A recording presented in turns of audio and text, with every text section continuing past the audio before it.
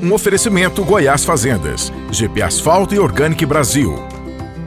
As tendências de mercado, novas tecnologias, empreendedorismo, clima e tudo que tem foco no que movimenta o campo são pautas no Agro e Prosa. O seu podcast diário que tem como missão deixar você informado sobre o mundo agro. Divino Ronaldo conduz de forma descomplicada e interativa entrevistas com os maiores especialistas deste mercado. Então vem com a gente! Está começando mais um episódio do Agro e Prosa Podcast. O meu entrevistado de hoje é uma daquelas pessoas que você admira muito, nem imagina que irá conhecer, um dia você conhece, se torna um amigo e continua sendo um grande fã, um grande admirador. O meu entrevistado é José Luiz Tejon, jornalista e publicitário. Eu nem vou falar todo o currículo desse homem, porque senão eu ficaria aqui o programa inteiro apenas falando dele. Mas o nome você já conhece muito bem. E o tema do nosso bate-papo será como fica o agro no novo governo do PT. Meu amigo José Luiz Tejon, seja muito bem-vindo. Muito obrigado, meu caro Divino, admiração aí por você, teu trabalho, essa região maravilhosa de Rio Verde, onde eu nunca posso deixar de dar um abraço gigantesco, né? Eu quando penso em Rio Verde não tem jeito, eu sempre lembro do Chavalha, da Comigo, vivi experiências incríveis ainda nos anos 80 por aí, então um grande abraço a toda a região e a todo o pessoal, um prazer estar com você, Divino. Prazer todo meu. Recentemente eu estive na cooperativa, entrevistei o Chavaglia, ele esteve comigo aqui em um dos programas agora do mês de dezembro. A cooperativa Comigo, só fazendo um adendo aqui, ao que você colocou, está tendo um crescimento absurdo, muito grande, e muito disso graças à competência do Chavaglia, que está lá há décadas, fazendo um trabalho fenomenal, né, Tejon? Exato. Sem dúvida. Meu amigo, nós vamos falar desse novo momento vivido pelo agro. Eu quero fazer uma analogia, antes de começarmos a nossa conversa. Conversando com vários produtores rurais, o sentimento que eu tenho é o seguinte: o homem da casa amava um determinado filho, amava muito, era o filho preferido. Um dia esse homem se foi por algum motivo e a mãe se casou novamente. Esse filho que era o preferido, de repente, se sente o preterido. E é essa a impressão que o pessoal do agro está tendo. Você acha que eles estão exagerando ou, de certa forma, essa analogia está correta? Divino, antes de qualquer coisa, assim, de qualquer análise, porque essas análises envolvendo siglas ideológicas, elas são muito delicadas, elas partem de ideias, muitas delas preconcebidas, etc. Então, assim, duas coisas que eu queria colocar como fundamento aqui do nosso papo. Eu sou uma pessoa que aprendi na vida a odiar vitimização. Quando eu coloco com essa ênfase de ter ódio à vitimização, é porque eu sinto que a vitimização é o maior mal da humanidade.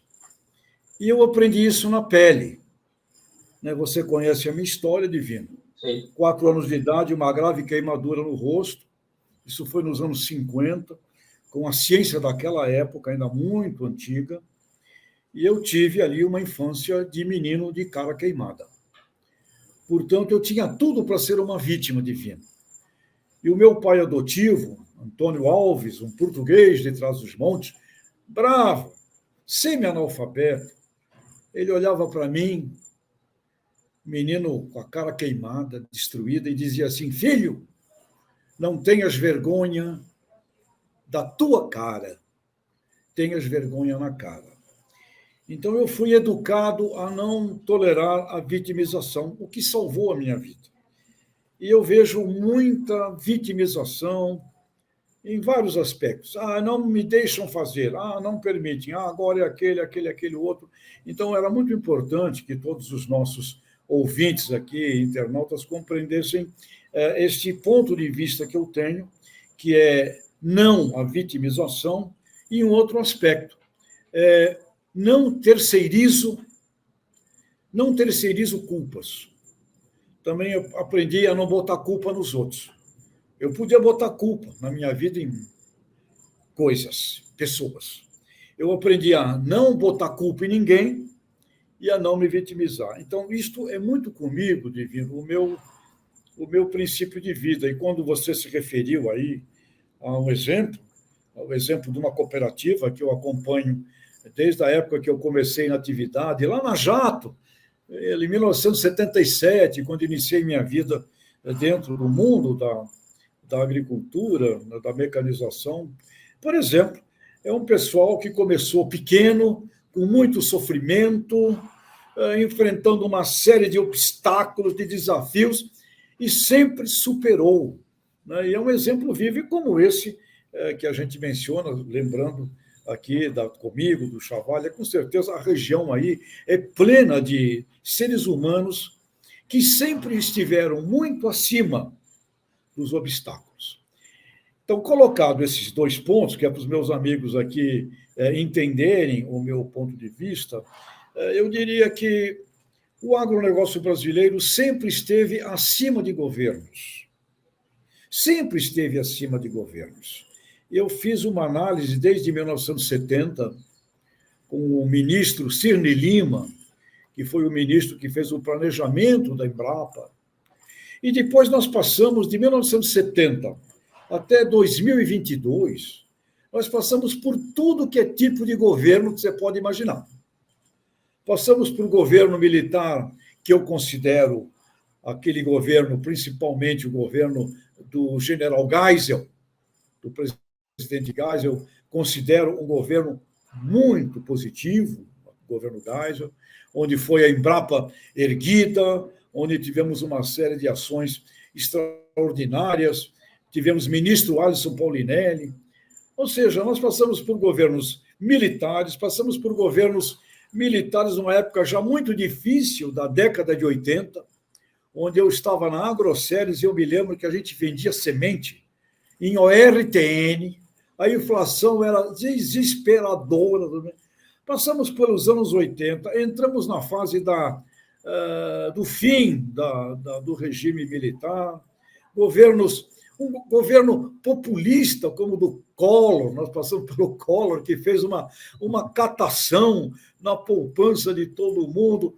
Do Collor nós viemos por governos, passamos pela social-democracia, com o Fernando Henrique, depois tivemos do Fernando Henrique, tivemos o PT no seu primeiro governo, o Lula, o ministro da Agricultura, simplesmente um dos melhores ministros da história, Roberto Rodrigues. Roberto Rodrigues, isso.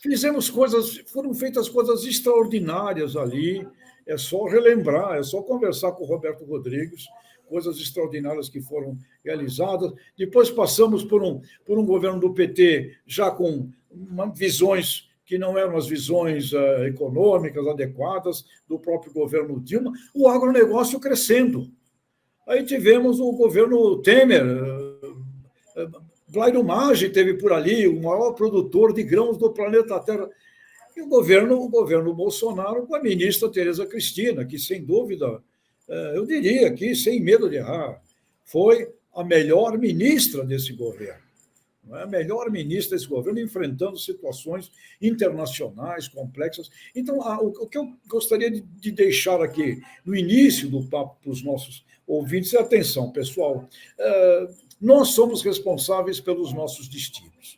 Nós não temos o direito de nos vitimizarmos e não temos o direito de colocar culpa nos outros.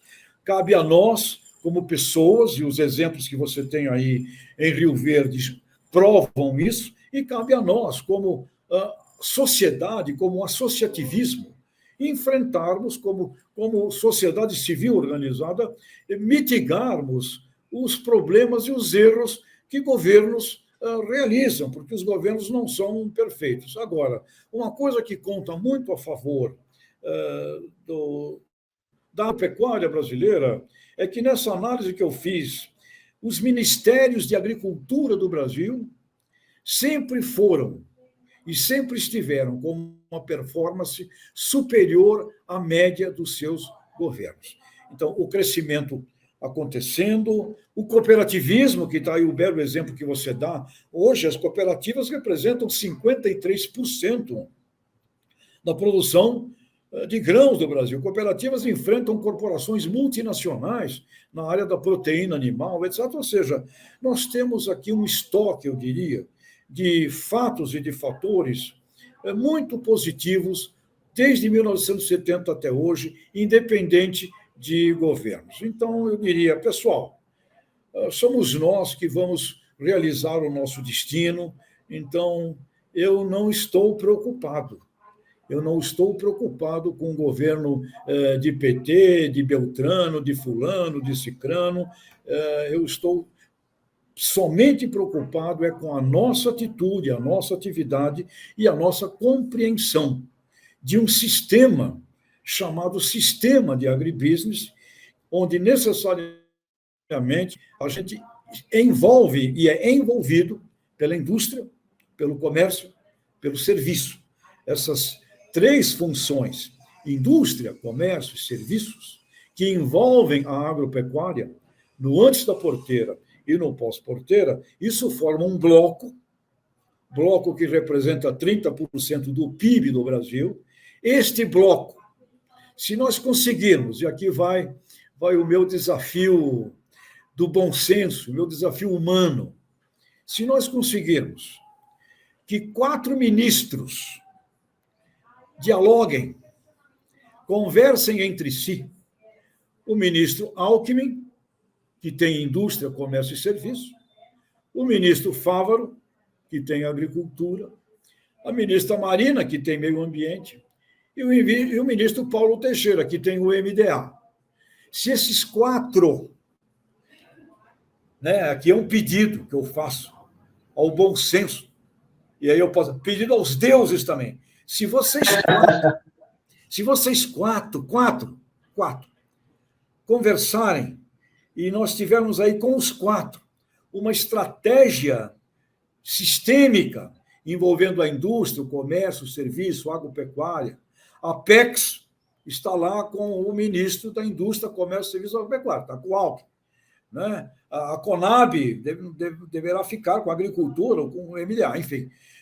Mas o meio ambiente, que passou a ser assim uma embalagem com a qual nós temos que conversar, dialogar, ver como é que... Se nós tivermos, não é pedir muito, 4 pessoas que pudessem se reunir numa estratégia comum e convocar a sociedade civil organizada, nós temos, seja quem for aí o governo, nós temos uma condição de um crescimento acima do que seria o crescimento normal, divino. O crescimento normal ele vai acontecer porque o mundo demanda, o mundo pede agroalimentos, o mundo pede agroenergia, o mundo pede agroambiente, o mundo pede. Nós temos um mundo cliente, consumidor, comprador disto. Então, o mundo já pede. Mas se estes 4 se organizarem entre si e tiverem ali 10, 12, não precisa muito, não, 10, 12 funções integradas, colegiadas, convocada a sociedade civil organizada das entidades representativas dos consumidores. No caso do MDA, sem cooperativa não existe. Não existirá MDA sem cooperativismo. Então, 4 ministros, se eles se reunirem com a sociedade civil organizada, nós podemos ter um planejamento que não é somente um planejamento que o Brasil continue caminhando, crescendo no agronegócio como ele vem. Não. Um planejamento que a gente possa caminhar, então, para o grande objetivo, divino. O grande objetivo da década, que seria dobrar o agro de tamanho com sustentabilidade. Para que isso aconteça, será necessário um planejamento estratégico.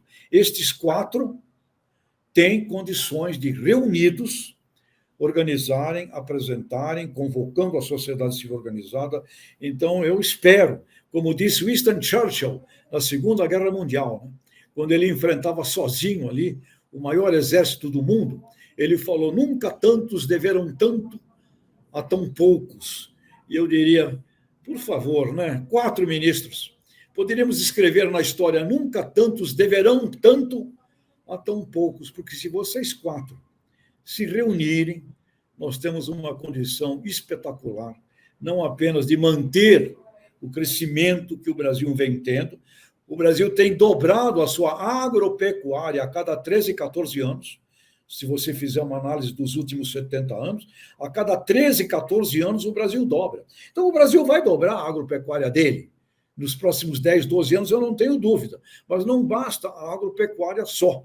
Precisamos crescer a agregação de valor, agroindústria, vender marcas, serviços, atingirmos os mercados internacionais com maior valor agregado e em vários itens, onde hoje a gente ainda não explora como deveria explorar todas as oportunidades que existem no mundo e no próprio país. Então, meu caro Divino, se você falar, Tejão, você está otimista? Não, a palavra não é otimista. A palavra não é otimista, e aí eu preciso convocar aqui a frase de um brilhante escritor brasileiro, paraibano, chamado Ariano Suassuna. E ele falou assim uma vez, ele falou assim, o otimista é um tolo, agora o pessimista é um chato. E ele dizia assim, eu sou um realista esperançoso. Então, eu digo aqui aos nossos ouvintes, eu sou um realista esperançoso e eu aprendi na vida a não depositar o meu destino nas mãos e na expectativa dos outros. E vocês aí, em Rio Verde, são uma prova espetacular. Se vocês voltarem no tempo, e voltarem, não precisa ir a 1950, voltarem no tempo, de 1970 para hoje, vocês vão ver que vocês superaram tudo que é obstáculo, problema, inflação, crise internacional, crise interna do país, vocês superaram tudo. Portanto, amigas e amigos, coragem, não, nada vai parar o nosso progresso, a nossa prosperidade. João, é muito bom ouvir você falar dessa maneira, trazendo essa, de certa forma, essa mensagem de otimismo. Na sua crônica, numa de suas crônicas, que você me envia para o programa, você colocou que já conversou com o ministro Carlos Fávaro e você sentiu que ele quer um diálogo com o setor. Gostaria que você trouxesse a sua avaliação pessoal do político e agora do ministro, do parlamentar e agora do ministro Carlos Fávaro. Muito bom, Nivino. Eu procuro sempre, aprendi com líderes com quem eu fui criado, né? E nunca posso esquecer do meu aprendizado na vida com Sunji Nishimura, família Nishimura, dos meus 23 anos. Que vida que eu aprendi, o aprendizado que eu tive convivendo com Antônio Secundino de São José, pai da semente híbrida no Brasil, Ney Bittencourt de Araújo. Então, é muito forte na minha criação, a educação que eu aprendi com esses líderes. E eu sempre aprendi com eles que negócios e política à parte. Então, a minha visão, amigos, entendam isto, por favor. Eu caio fora das visões ideológicas de esquerda e de direita, porque eu entendo que o mundo ele é muito mais conduzido hoje pelo desenvolvimento econômico, pela competência com a qual você estrutura um planejamento, etc. Então, o ministro Fávaro, eu conheci pessoalmente o ministro Fávaro quando ele era presidente da AproSoja no Mato Grosso. E lá, sou professor, né? Então, dei aulas lá naquela época, na AproSoja, sobre liderança, sobre visão sistêmica de agribusiness, e eu sempre tive uma ótima impressão dele como pessoa, com quem eu convivi um pouco ali, as intenções que eu vi que ele tinha, no sentido de organizar a cadeia produtiva da soja e do milho, uma intenção importantíssima que ele possuía, e uma pessoa assim, quem era uma pessoa de muito bom trato, sabe, uma pessoa simpática, uma pessoa de bom trato, um bom ser humano, né? Como eu sempre falo também da ministra Tereza Cristina, uma admirável pessoa, um bom ser humano. Esta é a visão que eu carregava comigo do atual ministro Fávaro. E na conversa que tive com ele, foi praticamente no último... Foi antes do Natal, foi no dia 22, por aí, antes do Natal, quando já estava definido ali a cadeira que ele estava tomando posse, eu conversei com ele e perguntei qual é o seu principal desafio. Ele falou, olha, meu principal desafio é o diálogo com com todas as representações dos produtores brasileiros, porque sim, ele é o ministro da Agricultura, né? Ele não é o ministro da Indústria, Comércio e Serviços, né?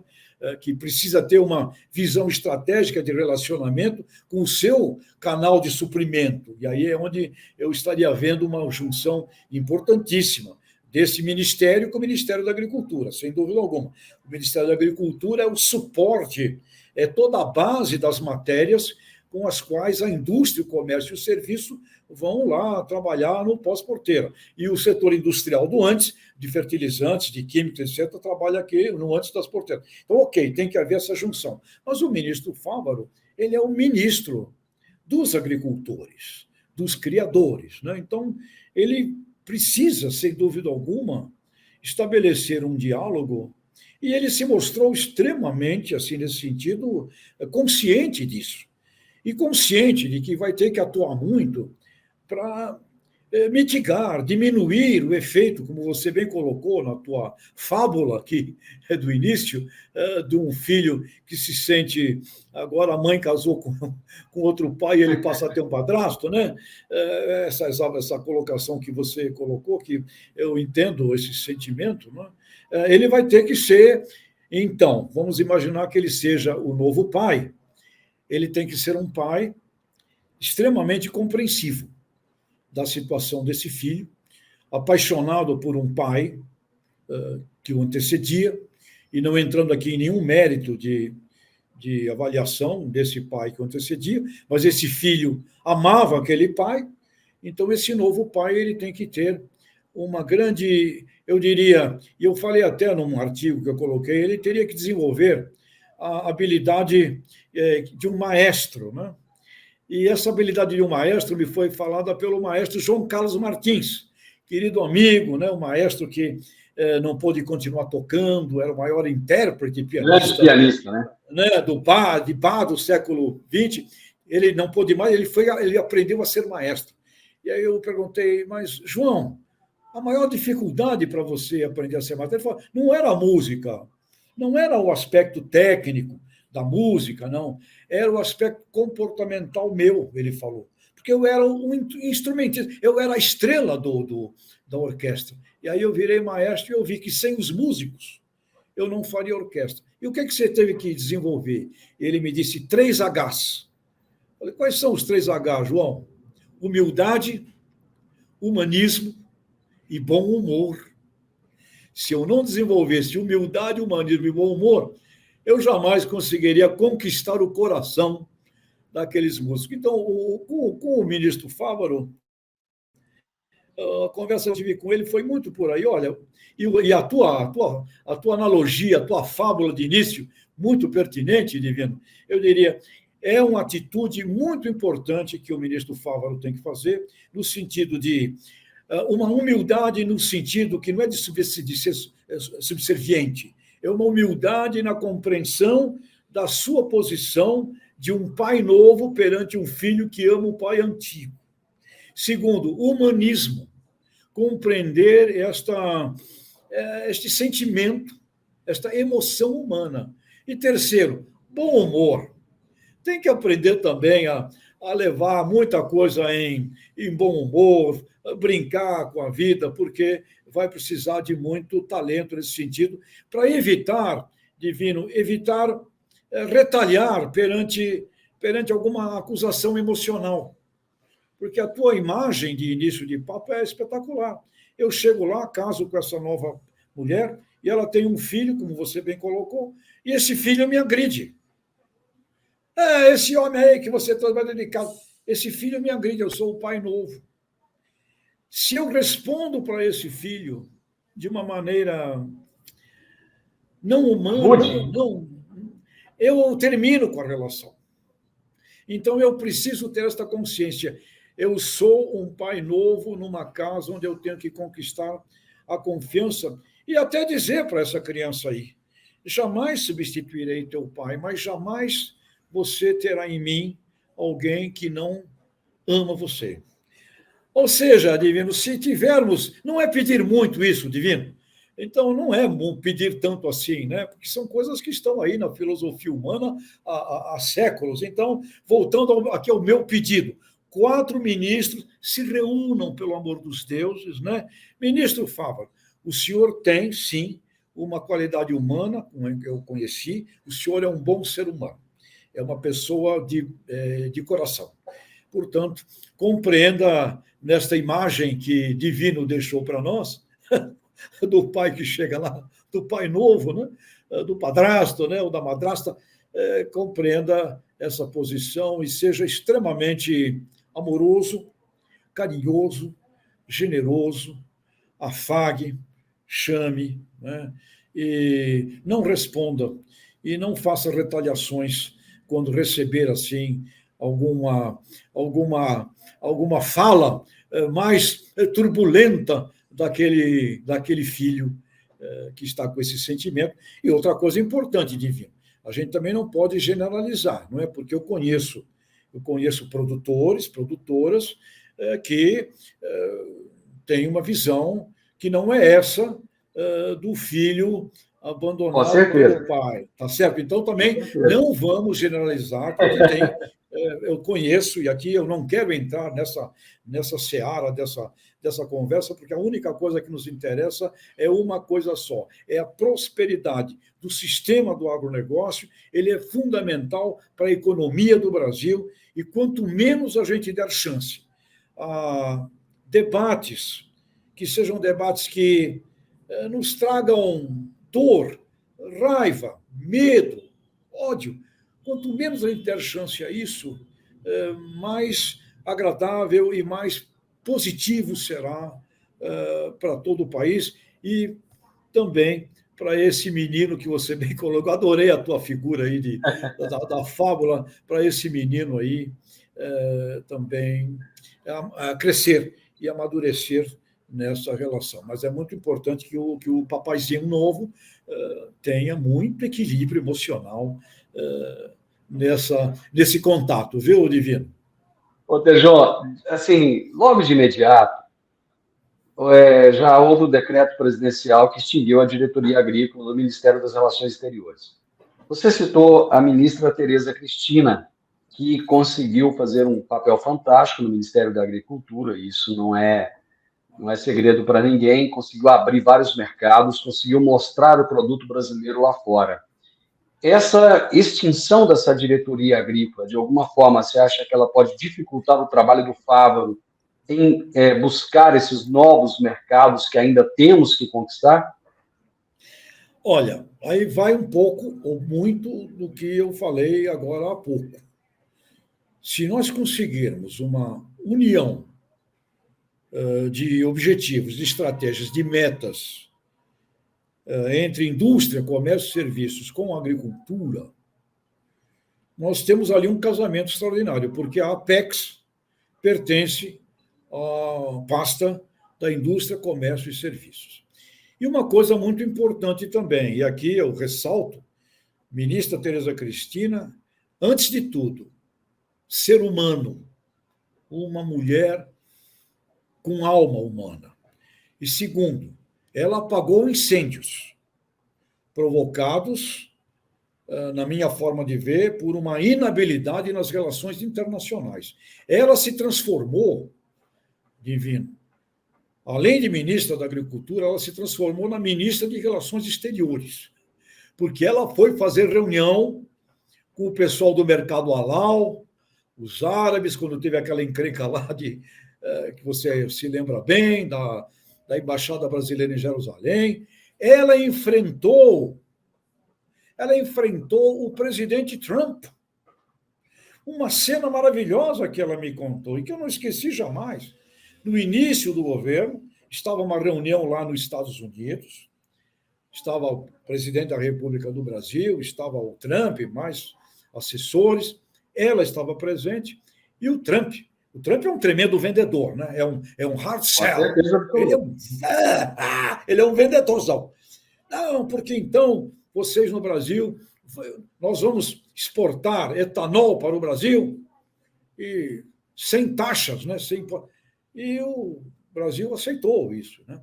E nesse momento, né, que o Trump falou isso, a ministra Tereza Cristina olhou para o Trump com aquela autoridade feminina poderosa e disse: o senhor aceita fazer a mesma coisa com o nosso açúcar?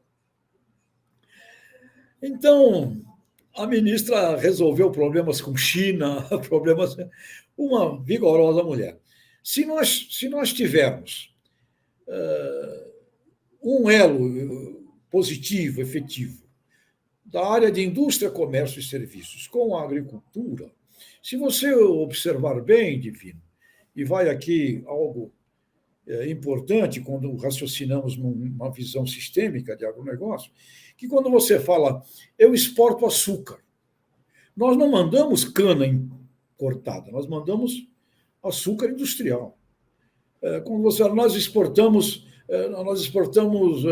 carne, nós exportamos através de frigoríficos uma agroindustrialização. Praticamente 75%, 80% do que o Brasil exporta, ele passa pelo setor agroindustrial brasileiro. Quando não, eu vendo soja em grão. Para quem você vende a soja? Eu não vendo para o cliente chinês, a não ser quando é uma trader, uma Cófico. Eu vendo para a Bunge, para a Cargill, para Cófico, para Dreyfus. Então, nós vivemos, Divino, numa operação que é poderosamente agroindustrial. Então, se o setor industrial, que é onde vai ter que transformar a abertura de mercado, que a ministra bem falou e fez, mas ela também dizia o seguinte, eu não esqueço das frases importantes da ministra, ela falava, eu abri mercados, agora, se tivermos juízo, nós vamos entregar. Quando fala se tivermos juízo, é que se você não tiver uma articulação estruturada, você abre a boa intenção, mas você não vende. Porque para vender você precisa que isso tenha embalagem, tenha logística, estrutura, depósito, processamento. Então, exige o sistema inteiro. Então, eu te diria o seguinte, a tua pergunta, ela diria o seguinte, em não havendo, como não havia, na minha forma de ver, uma articulação bem feita nas relações internacionais antes, nós estávamos totalmente dependentes dessa diretoria dentro do Ministério com a ministra. Graças a Deus que isso acontecia. Senão, a nossa situação poderia ser não tão boa como acabou sendo.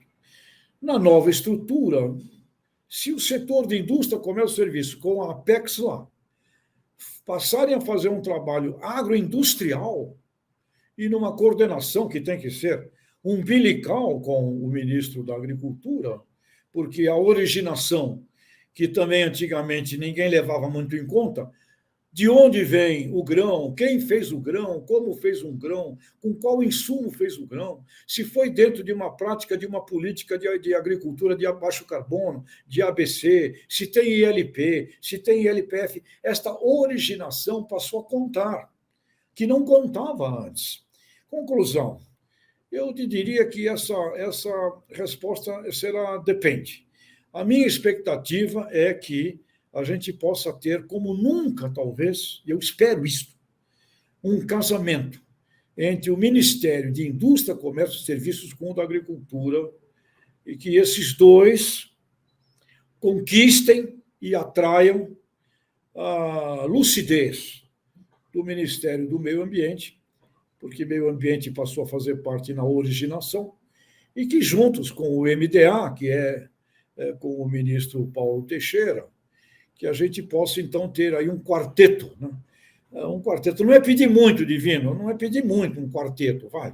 Eu não estou falando de 36, 37, mas toda a galera em volta. Um quarteto, por favor, só um quarteto, é possível? Olha, colocando a Marina nesse quarteto, eu sinto um pouco mais de dificuldade, mas você conhece bem a Marina, conhece bem o ministro Fávero, E se você está fazendo esse pedido é porque você vê alguma possibilidade. Mas, enfim, deixa eu partir para o outro ponto aqui. Divino, assim, com o ministro Fávaro, eu tive eu não gosto de falar assim de quando eu não tive pessoalmente com alguém, é diferente, né? Então, com o ministro Fávaro, eu tive um convívio pessoal. Com a ministra Tereza também. A ministra Marina, não, eu nunca tive pessoalmente um convívio. E na minha forma, na minha filosofia de vida, eu procuro não abordar se pensamentos se eu nunca tive ali um contato humano, sabe? Porque o contato humano, aliás, a ciência moderna da neurologia, dos neurônios, hoje já sabe uma coisa, viu, Divino? Se eu convivo contigo pessoalmente, esses neurônios que eu não mando neles, eles entram em contato com os teus neurônios. É como no computador aqui, forma um fog. Então, o contato pessoal e humano, neurônios que eu não administro com a minha razão, estão em contato ali. E isto determina algo meio invisível que me dá um sentimento de um olhar com relação a aspectos do caráter e da virtude daquela pessoa. Então, ministra Marina, eu nunca tive esse contato físico, pessoal. Ministro Fávaro, sim. Ministra Tereza, sim. Outras pessoas, sim. Alckmin também, sim. Então, eu procuro... eu espero. E no papo que tive com o Fávaro, eu perguntei sobre isso, né, com relação ao meio ambiente, porque é um setor... Não dá para você ter que ver como é que trabalha com ele, né? E o que ele me disse é que ele estabelece, sim, um diálogo com a ministra Marina e que tem expectativas, óbvio, positivas. Numa conversa com o ex-ministro Roberto Rodrigues, que também conviveu naquela época, né, quando ele foi ministro no governo Lula, também estava lá a ministra Marina, e o Roberto me disse que realizaram, naquela época, coisas que, inclusive, não eram muito bem vistas por um ângulo do governo. Por exemplo, a aprovação da lei de cultivares, do material todo de sementes geneticamente engenheiradas, modificadas. Você se lembra naquela altura que a gente praticamente era contrabandista de semente, né? Porque era ilegal. Então, leis como essa foram aprovadas. Então, eu espero que, passado todos esses anos, o mundo evoluiu, avançou, e que haja necessariamente uma convergência. Não precisa ser total em tudo, né? Nós não convergimos totalmente em tudo, mas uma convergência aí de meia dúzia, de 7, 8 fatores bons para todo mundo. Eu espero que isso aconteça, e terá que acontecer, porque o mundo está exigindo hoje essas coisas que não tem mais volta. Tem coisa que não tem mais volta. Então, colocar junto esses aspectos serão fundamentais. Vai ter encrenca, fala daqui, fala de lá. É uma torre de Babel, Divino. Você pode ver. É um falatório também, e a gente também tem cuidado. Não se deixe... Cuidado, porque o falatório é imenso falatório. E o mundo aqui, esse agora aqui, né? De todo dia está aqui, toda hora está aqui. Eu tenho até uma brincadeira, Divino. Aquilo que antigamente, lá quando a gente era criança, era um burburinho que acontecia só na feira ali do bairro. Na feira do bairro. Agora, toda hora e todo instante aqui, virou uma feira planetária, um burburinho planetário. Então, muita conversa, muita história, muito lero-lero, e a gente tem que, vamos amainar um pouco. Mas, novamente, eu espero que a sensatez seja maior. E outra, voltando ao início da nossa conversa, eu tenho uma expectativa também, Divino, muito forte, que a sociedade civil organizada brasileira se orquestre mais, Divino. Eu também vejo uma necessidade, vamos parar de falar agora de ministro, de governo e de coisa. Eu espero, Divino, que as confederações nacionais empresariais se reúnam, também numa visão estratégica. Eu esperaria que a CNA, a CNC do Comércio, CNI da Indústria, agora com essa pasta gigantesca, CNT dos Transportes, a CN Coop, das cooperativas, a CN de serviços. O pessoal da Confederação Nacional de Serviços me falou outro dia, Divino, que 45% do setor de serviços do Brasil é ligada ao agribusiness, ao agronegócio brasileiro. Então, eu esperaria também que essas 10, 11, 12 por aí, confederações nacionais empresariais se reunissem. E eu imagino que todo mês deveria haver uma reunião desses presidentes, colocando suas equipes para trabalhar, no sentido de termos um planejamento estratégico, comercial, industrial, agropecuário, de serviços para o crescimento do PIB do Brasil. Que eles também se reunissem e apresentassem à sociedade e ao governo as suas visões, o seu planejamento, porque também não dá para ficar esperando aí de governo, né, Divino? A gente tem, se o governo, aliás, como muita gente do agro que está conosco fala, se o governo não atrapalhar, que maravilha. Então, já ajuda. Já ajuda. Restrição de posse ou aquisição de armas é algo que assustou muita gente, porque o campo precisa de segurança. Como você vê essa questão? Eu vejo que se eu estivesse numa área rural, eu precisaria ter uma arma. Eu precisaria ter uma arma, até por fatores, inclusive, de ataque de alguma, sei lá, uma fera. Eu precisaria ter uma arma. É parte, eu acho que não é o problema. Assim como em casa, para a defesa da minha família, entendo que quem quiser é um direito ter. Agora, isso é uma coisa. A outra coisa é eu sair armado por aí. Sair armado por aí, isso independente da história do pessoal do crime, não. Porque o crime acaba tendo aí seus caminhos para obter armas, por caminhos aí contra outros caminhos. Esquece o lado do crime. Também ladrãozinho, camarada aí, ladrões ainda não profissionais, né, que estão no treinamento infanto-juvenil. Aí, tá? Esses aí se pegam com uma arma aí, te assaltam, pode levar a tua arma embora. Mas não é isso, não. É mais no sentido de você não permitir que eu hoje estou furioso, aconteceu algo terrível na minha vida, um camarada me fecha o carro aqui em São Paulo, na frente, e ainda me xinga. E eu, num ato de raiva, pego aquela arma que está comigo, ou seja, eu entendo que sim, há um direito à sua defesa, numa área rural, creio que, ok, é diferente de poder sair armado por aí, porque sair armado por aí, isso pode gerar infortúnios, infelicidades e destruições terríveis, né, na família, enfim. Precisa ver em casa como é que você esconde, guarda muito bem essa arma para uma criança curiosa não meter a mão nela. Então, ok, eu diria, Divino, acho que é um direito do cidadão ter a sua arma, principalmente numa área rural, né, que é aberta, etc. Não tem ali o guarda da esquina, não tem aquele camarada onde eu moro, tem um guarda numa esquina, outro guarda na outra esquina, tem a ronda. É ok ter. E ok, em casa, para uma defesa, mas mesmo assim, Divino, o meu sogro foi assassinado, nós estamos em janeiro, em novembro, vivendo num sítio, um pequeno sítio, aqui perto de São Paulo. 3 assaltantes entraram lá para fazer um assalto, um pequeno sítiozinho. Ele tinha uma arma. Os assaltantes estavam subindo para entrar pela janela. Ele não teve dúvida. Ele pegou a arma dele e atirou.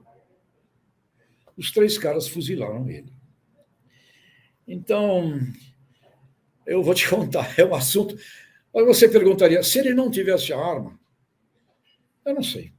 Os caras iam assaltar, provavelmente, e tal, embora. Na hora em que ele atira, os 3 caras malucos, camaradas, aliás, ladrão vagabundo, né? Porque eu já fiz trabalhos para o pessoal aqui do sistema penitenciário do estado de São Paulo, e uma coisa que eu aprendi lá com a turma, lá que eu acabei convivendo um pouco lá dentro do ambiente das penitenciárias, um camarada me dizia assim, ele fala, professor, por favor, a única coisa que o senhor tem que pedir quando o senhor for assaltado é que o senhor seja assaltado por um ladrão profissional. Eu falei, mas o que é um profissional? O profissional é um camarada que quer o assalto, ele não está querendo fazer nada. O grande problema na vida é quando você é assaltado por um ladrão incompetente, um amador. Esse aí é o drama. Eu falei, tá, mas como é que eu escolho esse? Como é que eu escolho esse ladrão? Tá bom, brincando com a figura. Então, ladrões incompetentes, vagabundos, armam um assalto numa casa que não tem nada para roubar, entram lá esperando, que são dois idosos, 80 anos e 82 anos, um casal de idoso que morava ali, o sogro e a sogra, fazem uma porcaria dessa. O sogro atira e, obviamente, termina ali fuzilado. Então, o assunto das armas, ele é, por um lado, um direito do cidadão se defender, por outro lado, eu não acho que seja bom. Eu não gostaria nunca na minha vida de sair armado pela rua, e acho que tem que ter um cuidado realmente muito grande. Mas no campo, na atividade aí rural, acho que faz parte, é uma ferramenta que está lá de algum jeito. Outro ponto que inclui o agronegócio, de certa forma, e foi muito falado durante a campanha presidencial, foi o da picanha e da cerveja, né? Que são dois produtos do agro, tanto a picanha quanto a cerveja. E que depois da eleição deixou de ser uma realidade para se tornar metáfora. Como você vê essa questão da picanha e da cerveja no sentido, eu não vou nem falar no sentido metafórico, deveremos ter uma valorização maior da pecuária, por exemplo, que nós temos uma agricultura que vai muito bem no país e uma pecuária que ainda, de certa forma, se arrasta. Ela vai se profissionalizando, vai melhorando, mas ainda tem os seus percalços. Como você vê essa questão metafórica aí da picanha e da cerveja? Divino, você sabe você sabe qual é o item mais furtado em supermercados? Eu não tenho ideia. Picanha. Isso quem me falou foi o Márcio Milan, diretor executivo, vice-presidente executivo da Abras, Associação Brasileira de Supermercados. O item mais furtado no supermercado é a picanha. Ou seja, a picanha desejo de consumo, então? É um produto desejado, né? Um desejo. Se transformou num símbolo de status. Se eu fizer um churrasquinho na laje e não tiver uma picanha, eu não sou um bom anfitrião. Então, ou seja, se transformou num desejo de consumo. E uma coisa que eu sempre tenho falado ao pessoal da pecuária de corte é cuidado. Me preocupa muito o consumo per capita da carne vermelha cair. Ela já foi a carne popular, consumida a níveis praticamente de todo o prato, de todo o trabalhador brasileiro. Você tinha, estou falando isso na minha época de infância, de juventude, em Santos, onde eu nasci, todo dia tinha um bifinho no prato. Feijão com arroz, uma alfacezinha. Um bifinho era sagrado, divino. Sabe o que minha mãe falava para mim? O quê? Ela falava assim, vai no açougue, compra... A pobreza era extrema naquela época, né? Vai no açougue e compra meio quilo de carne de segunda boa. E essa ordem, divino, se você deve se lembrar, eu me lembro, filho, vai lá buscar o bifinho lá no seu Almeida, que era o açougueiro. E o seu Almeida, o açougueiro do meu bairro, era a pessoa mais querida, onde havia uma confiança no seu Almeida, que aquela carnezinha que ele ia embrulhar, eu não sei se na tua época ainda embrulhava assim, na minha época embrulhava no jornal. No jornal, exatamente. Embrulhava no jornal e eu trazia para casa aquele bifinho, não era filé, não era contrafilé, não era alcatra. Alcatra era uma coisa meio rara, né? Era realmente essa carne, carne moída, assim, patinho, enfim. E todo dia tinha um bifinho. E na sexta-feira, que era um dia antes do fim de semana, tinha sempre um bife de fígado. Batidinho, com alho, com cebola, fininho, frito. E a mãe dizia assim, filho, esse Eu não gostava muito da ideia daquele bife de fígado, mas ele era bem ameno, com alho, com cebola, ficava gostoso. E ela falava, hoje é o dia do bife de fígado. E fígado é para você ter sangue bom. Isso. Ferro. E no domingo não se comia carne vermelha. No domingo era frango com macarrão, Frango. macarronada com frango. Isto era assim.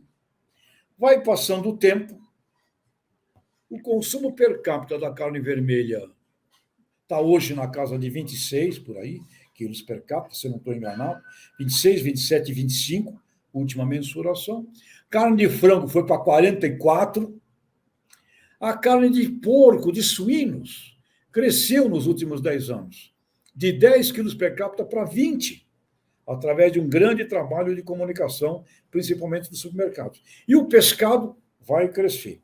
E aí eu comecei a ver esse fenômeno do consumo da carne vermelha em mercados com renda, porque o pessoal, mas é por causa da renda. Aí eu comecei a observar mercados com renda, por exemplo, na França. Caiu extraordinariamente o consumo per capita da carne vermelha, mesmo em lugares com renda.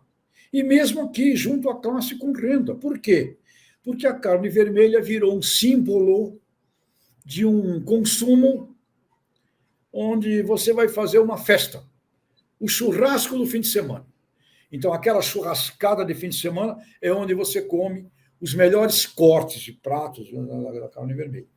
E passamos a não ter mais o hábito do consumo cotidiano da carne vermelha. Este aspecto, Divino, é um aspecto que, como profissional de marketing que sou, me deixa profundamente preocupado, porque nós teremos que ter uma ação de retomada de um consumo cotidiano, e este consumo cotidiano não vai ser feito, Divino, com os cortes em preços de cortes nobres.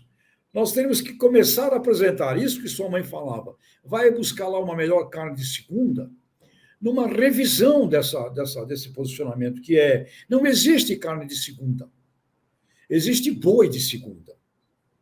Toda a carne de um boi nutrido, administrado, bem criado, ela é de primeira. Os miúdos desse boi... Isso. Quando você fala isso, eu me lembro muito bem de uma referência à carne argentina e uruguaia. Ninguém fala de carne argentina de segunda ou carne uruguaia de segunda. Não Só fala de carne boa. Carne boa. Eu estava em Torino, Itália. Torino. Por que tem o nome de Torino? Né? Torino. Eu falei, eu estava num restaurante fino lá. Eu falei, eu quero comer o melhor prato que é aqui da região de Torino. O melhor prato de Torino. E sabe o que me trouxeram? Um ensopadinho delicioso de miúdos de boi.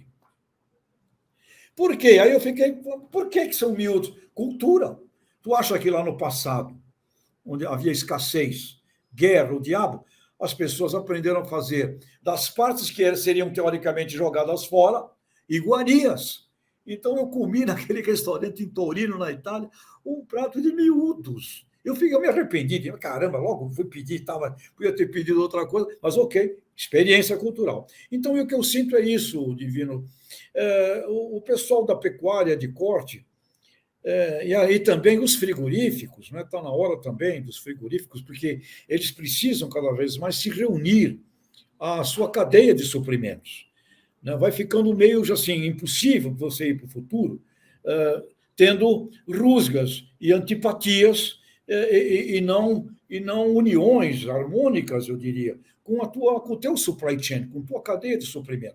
Então, por um lado, frigoríficos precisam ter uma busca de relacionamentos de longo prazo com os pecuaristas, e os pecuaristas precisam também compreender que, juntos com os frigoríficos, estariam realizando um trabalho importantíssimo de retomada do consumo per capita da carne vermelha.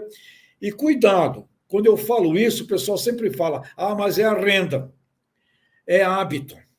Nós acabamos desenvolvendo, permitindo que se desenvolvesse um hábito de não consumir a carne vermelha todos os dias, e isso foi substituído pelo frango. Legal, o pessoal do frango, maravilha, o pessoal do suíno, cada um tem que fazer seu trabalho, mas o pessoal da pecuária de corte precisa também entender que aí nós temos um problema estratégico. Aí você perguntaria, mas isso vai abalar? Enquanto você estiver no mundo aí, como a gente tem, praticamente 8 bilhões de pessoas, das quais 5 bilhões ainda carentes e necessitadas de comer um pouco e de comer melhor, você tem um mercadão ainda aí à disposição. Mas atenção, é necessário olhar onde tem renda, onde tem nível educativo elevado, o que nós temos que fazer para a retomada do mercado do consumo per capita. E na renda popular, na base da pirâmide,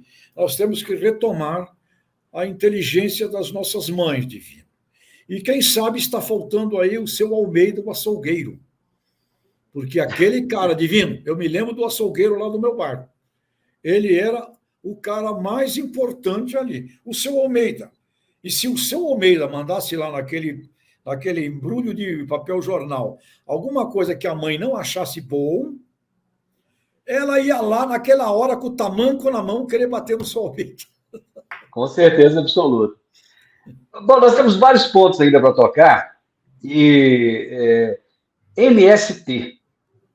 Muitas vezes o MST ele é confundido, a atuação do MST, com a agricultura familiar. Nós sabemos que são duas coisas à parte. O Brasil tem uma agricultura familiar muito forte. Nós temos muitas famílias na agricultura familiar e que hoje eu vejo até com uma certa preocupação a questão da agricultura familiar em relação à renovação dos produtores, o que já está acontecendo na agricultura empresarial, que é a sucessão familiar. Na agricultura familiar ainda não se tem esse apelo tão forte. E o MST volta à cena agora. Eu gostaria que você analisasse a volta do MST e se deverá haver uma valorização da agricultura familiar no Brasil. Bom, nós temos no Brasil, Divino, primeiro, cerca de 4 milhões de pequenas propriedades que não fazem parte nem do mercado e nem do acesso à ciência e tecnologia. Então, é gente que já está aí, já tem terra e que está longe de ser incluída com dignidade na produção. O ministro Alisson Paulinelli, numa declaração que ele fez, que eu guardei, ele usou até um número mais expressivo e uma forma contundente de falar. Ele falou: temos 4 milhões e meio de agricultores famintos no Brasil. Então, quando nós olhamos esses 5 milhões e meio, depende dos números aí que o cara ainda não resolveu, mas que sejam 6 milhões, 5 milhões e meio de propriedades agrícolas existentes no país, nós temos um percentual gigantescamente grande de gente que está fora do mercado. Então, a minha primeira preocupação é como incluir este pessoal dentro da ciência, da tecnologia, do treinamento, da educação e com acesso ao mercado, com acesso em linhas aí voltadas à pequena agroindústria, como existem exemplos. Então, onde existe exemplo de pequenos agricultores, pequenas propriedades bem-sucedidas, você sempre vai encontrar ali um ambiente cooperativista, como lá na Bahia, por exemplo, lá no meio da Bahia, lá em regiões de semiárido, regiões rústicas, você tem ali algumas cooperativas com cerca de 100, 120 sertanejos, já muito bem sucedidos, fazendo frutos do sertão, produzindo geleias, produtos derivados, exportando esses produtos para a Áustria, para a Alemanha. Então, onde você encontra esses pequenos, esta agricultura familiar, que, na minha forma de ver, não deveríamos ter essa separação, porque quando você vai numa grande propriedade agrícola, ela também é familiar. Tem famílias lá, né? Você vai lá no Mage, tem uma família, ou aquilo não é uma família, é uma família. Então a gente precisa parar com essa história de que a agricultura familiar é uma coisa, a outra é outra. Todas são agriculturas familiares, e esse nome é um nome bom, um nome importante para a imagem, para o marketing do agronegócio brasileiro, agricultores familiares. Então, nós temos, primeiro, um problema sério com relação a pequenas propriedades, famílias agrícolas pequenas que já existem e que estão longe do que deveríamos fazer com elas. Você tem, e aí vale estudos, era importante que nós realizássemos estudos mais profundos, e neste campo eu ainda não realizei, e é um pensamento meu em realizar, por exemplo, onde ocorreram assentamentos que foram transformados em efetivos movimentos de cooperativa, onde ocorreu uma organização do sistema. Daqueles assentados ali colocados, por exemplo, 40 assentamentos. Os 40, progrediram os 40 ou só 4? Ou só 3? Onde progrediu 4 ou progrediu 3, obviamente, aquilo ali foi mal sucedido. Então, com relação ao assunto ainda de movimento de pessoas que estão sem terra, para olharmos este mundo daqueles que já têm terra e não progridem, aqueles assentamentos realizados, quais progridem, quais não, quais aqueles que não progridem. Onde encontra-se isto sob um ponto de vista correto, de ético, de desenvolvimento humano? Eu creio, e para mim, sob este ponto de vista, faltam estudos. Ou faltam estudos, ou coisas que já são realizadas, eles não chegaram ainda a um conhecimento, pelo menos que viesse a mim. E eu te digo, Divino, eu vou procurar, nesses próximos meses, me aprofundar nesse aspecto envolvendo assentamentos que foram bem-sucedidos. Por quê? Quantos? Assentamentos mal-sucedidos. Por quê? Quantos?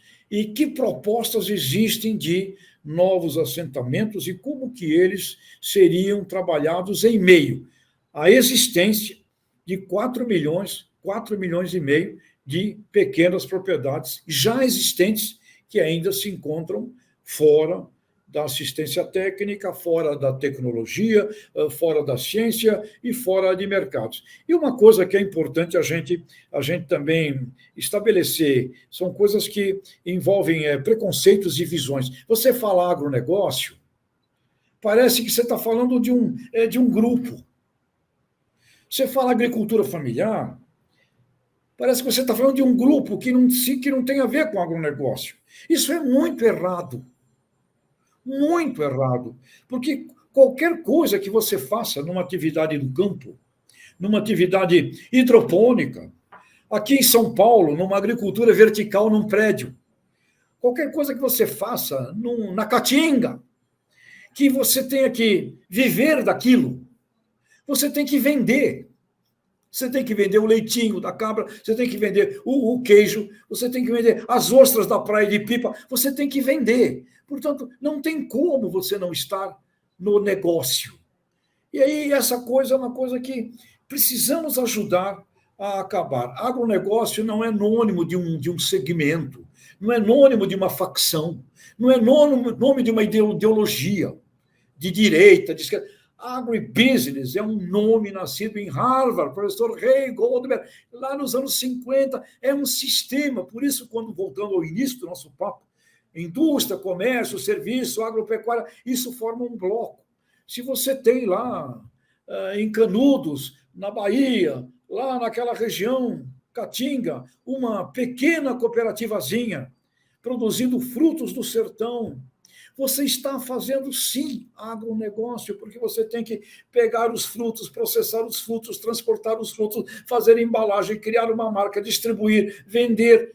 Portanto, não vamos associar, pelo amor dos deuses, o nome agronegócio a uma ideologia, a uma facção. Então, também temos que falar com os nossos amigos, às vezes mais bravos, que qualquer menção ao nome agronegócio ele já associa com aquela visão antiga, Divino. O barão, sabe o barão? O barão, o coronel.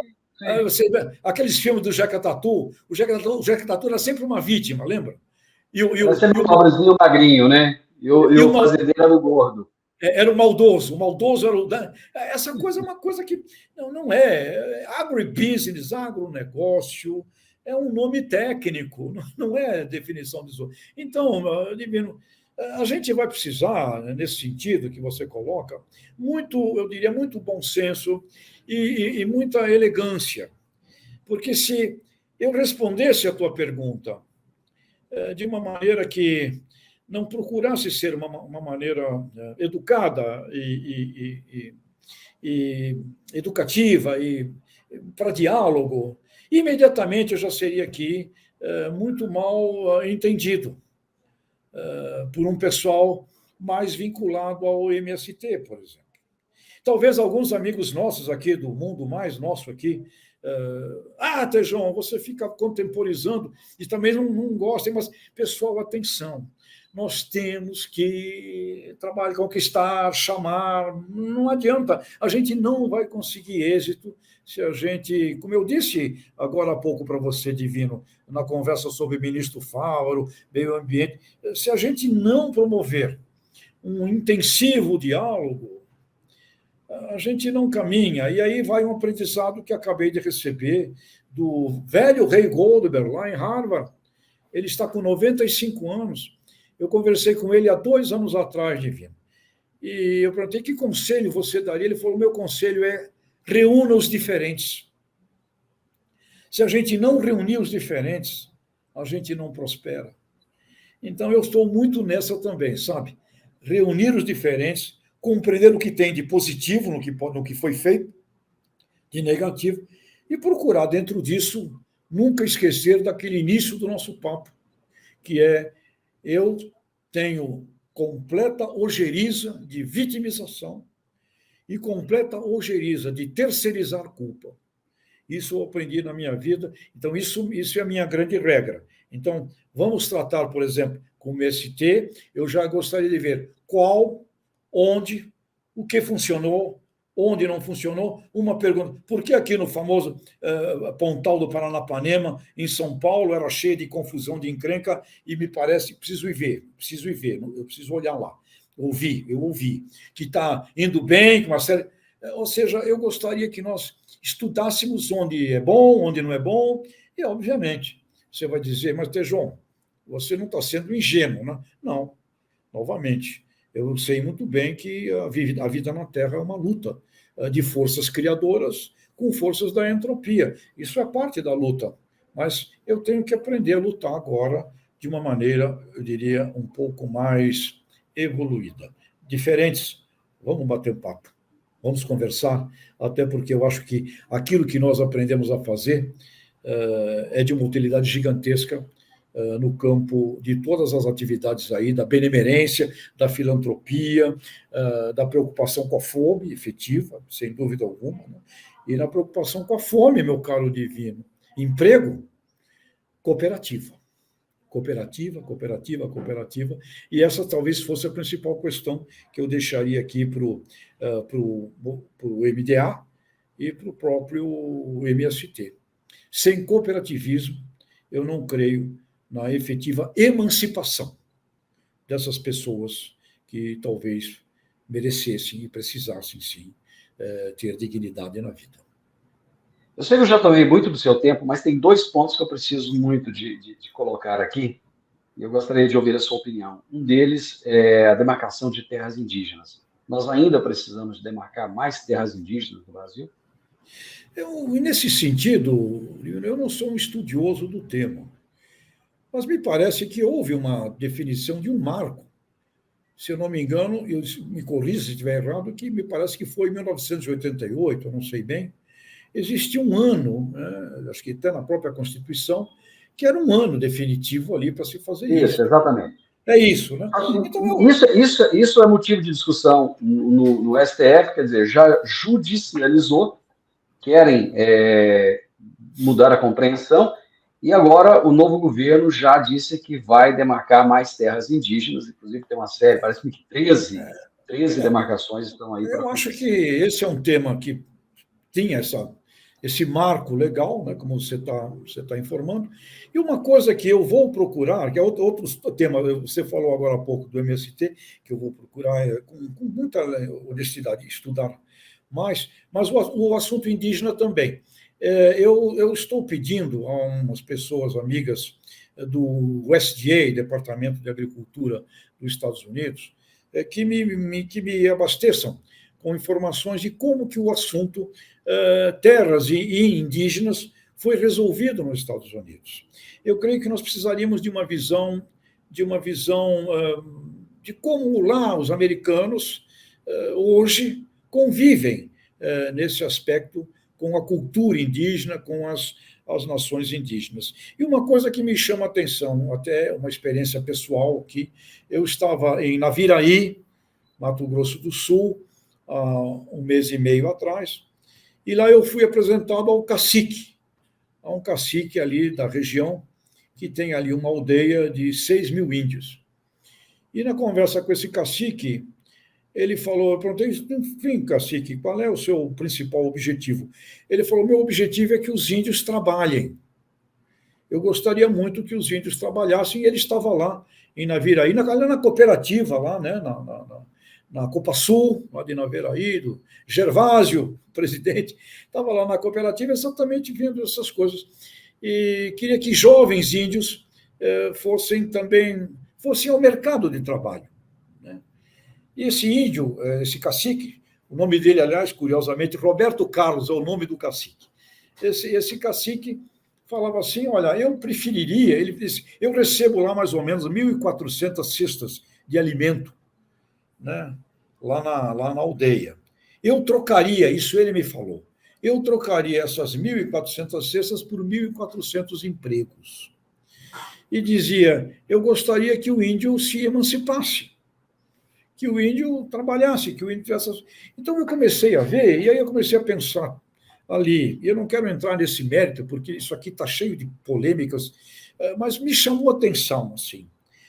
Se eu fosse uma criança que nascesse ali, naquela aldeia, hoje, ok, eu entendo que existem culturas muito ricas. Até ele me deu uma aula de algumas coisas da cultura da tribo que eu gostei muito. Viu? Depois eu conto para você em particular.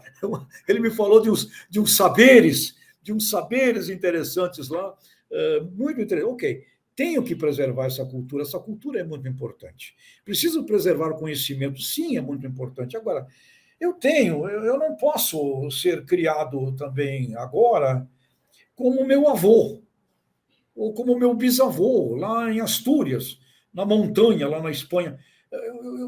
Eu vou ser criado como ele, lá numa aldeia? Eu tenho que participar do mundo. Então, eu creio que este tema também, indígena, ele está carente de um olhar que precisa ser revisto. E fora das luzes, fora dessas luzes, esquerda, direita, fora dessas angulações. Esse é um tema, Divino, que eu vou procurar me aprofundar mais nele. Por exemplo, como os Estados Unidos, que é a maior agricultura do planeta Terra, resolve este assunto. E não só agricultura, né? Las Vegas, aquelas regiões todas ali, que eram regiões de nações indígenas, como é que eles equacionam isso lá? E por que este assunto aqui no Brasil está sempre com problemas? E aí isso gera, né, Divino? A pessoa, tem um cara que fica com raiva, enfim. Eu vou compartilhar com você, eu vou compartilhar um pouco com você de uma experiência. Eu estive naquele movimento de Brasília por 2 vezes, e aliás, 3 vezes eu estive lá, e nas últimas 2 vezes eu conversei com indígenas, com caciques, e eu fiquei impressionado, primeiro, com a inteligência, eu nem diria inteligência, eu diria a quantidade de informação que esse pessoal tem. Eles sabem muito das coisas, a gente acha que são selvagens e não são pessoas muito, muito conectadas com tudo que acontece hoje em dia. E exatamente isso que você falou foi o que eu ouvi deles, que eles querem ter liberdade de trabalhar, de extrair o minério da terra, de trabalhar na agricultura. Eu ouvi de alguns caciques. E em relação aos Estados Unidos, eu estive nos Estados Unidos estudando a literatura americana nativa, que é o Native American Literature, que eu só fui descobrir o que era depois que eu estava nos Estados Unidos, que é a literatura escrita pelos índios, pelos nativo-americanos. E uma coisa que eu percebi lá é o seguinte: eles podem explorar a terra, eles podem explorar aquilo que é deles. Inclusive, tem universidades indígenas onde eles estudam a cultura, muita literatura. Inclusive, vou te indicar um livro que se chama Lame Deer. Lame Deer tem uma frase fantástica, que é chegou um determinado dia que o Lady Deer era um indígena e ela achou que ele iria morrer naquele dia. Ele subiu para o monte, ficou esperando a morte e ele disse: hoje está um lindo dia para morrer. Não morreu, desceu frustrado. Então, se você tiver a oportunidade, leia o Lady Deer, que seria o veado manco, né? E a relação que eles têm com os indígenas é um pouco diferente da nossa aqui, de liberdade. Mas só para a gente finalizar, desmatamento ilegal. Esse é um ponto que o agronegócio bate muito, fala, olha, quem faz desmatamento ilegal não é gente do agro. E, ao mesmo tempo, ele está sendo o tempo inteiro acusado de fazer desmatamento. O agro está sendo acusado de fazer desmatamento ilegal. Você acha que essa questão ela terá uma melhor solução a partir de agora? Bom, dentro dos discursos que estão sendo feitos, está se prometendo um grande combate ao crime. E, de fato, Divino, essa é daquelas coisas malucas, né? O criminoso apronta e quem leva a culpa é o correto. É como naquela brincadeira, molecada de rua, tinha sempre um moleque que era um moleque sacana para burro. Ele fazia as porcarias lá na casa da vizinha. E quem levava a culpa era o moleque bonzinho, tá certo? Que estava passando em frente.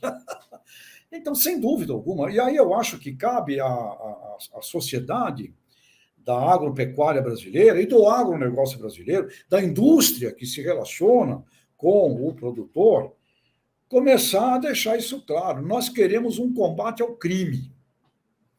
E não queremos, e não vamos aceitar ligações de crime com o setor do agronegócio, porque não tem. Quando você pega essa pecuária ilegal, feito na ilegalidade, é para o cara que está lá desmatando, fazendo crime. E ele vende o boi, a carne dele, para um abate ilegal. Ele não tem renda. Não existe renda nisso. A renda dele é o crime.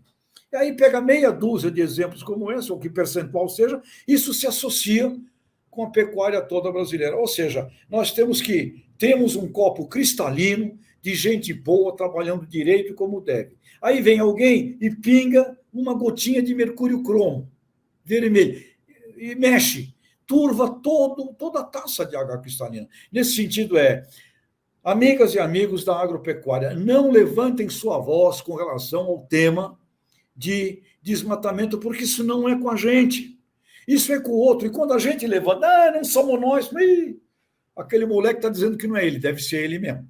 Então, muito cuidado nisso e cobrança direta contra o crime. Problema da ilegalidade, do crime, polícia, lei. Cabe à polícia, cabe à lei e cabe ao Estado brasileiro irem lá tomar conta desse assunto.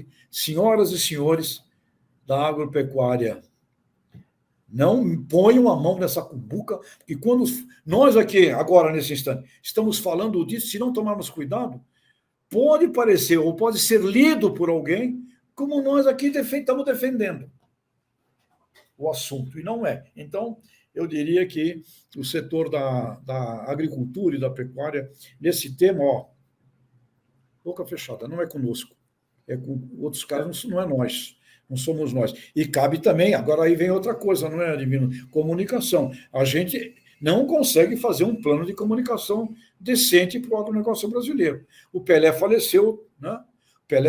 Uma marca mundial gigantesca, o falecimento dele, mídia no mundo inteiro, todo mundo ama essa marca. Nós nunca usamos a marca Pelé, por exemplo, a serviço do campo, esse campo nosso. Nunca usamos a marca Pelé para esse campo nosso, para carisma. E nesse campo nosso, temos campeões. E nesse campo nosso, nós temos a melhor agricultura regenerativa do planeta Terra, com o plano ABC, ABC+, e ILP. Nós temos cooperativas maravilhosas, Chavalha. Portanto, temos tanta coisa bonita para dizer para o mundo e a gente não diz. E a gente entra, então, para retaliar acusações. Quando você entra para retaliar o que os detratores falam de você, você está fazendo um bem só para o detrator. Ele adora que você faça isso. Adivino, eu acho Amigo, mais do que uma prosa, foi uma aula que você nos trouxe aqui, Muito obrigado, foi um prazer mais uma vez falar com você. Um grande abraço, Obrigado. Um ótimo ano. Divino, eu queria deixar aqui, tenho uma admiração imensa por produtoras, produtores, porque vocês trabalham com fatores incontroláveis, vocês têm que ser protegidos, vocês têm que ser, sim, preservados, sim, porque a atividade de vocês não põem preço em mercadoria, vocês não põem preço nos insumos, vocês não mandam no São Pedro, vocês não mandam no Xi Jinping, vocês não mandam no Fed, Federal Reserve dos Estados Unidos, vocês vivem exclusivamente com um monte de fatores incontroláveis dentro das suas propriedades, por isso merecem, sim, ser compreendidos e devidamente amados pela população. Beijos. Beijo, abraço para você, Tejon. O meu entrevistado de hoje foi José Luiz Tejon, jornalista, publicitário e, acima de tudo, um grande ser humano. E nós falamos sobre como fica o agro no novo governo do PT. Se você gostou desse nosso bate-papo, gostou desse vídeo, deixe o seu like, deixe o seu comentário, compartilhe com as pessoas. Conhecimento só tem valor quando é compartilhado.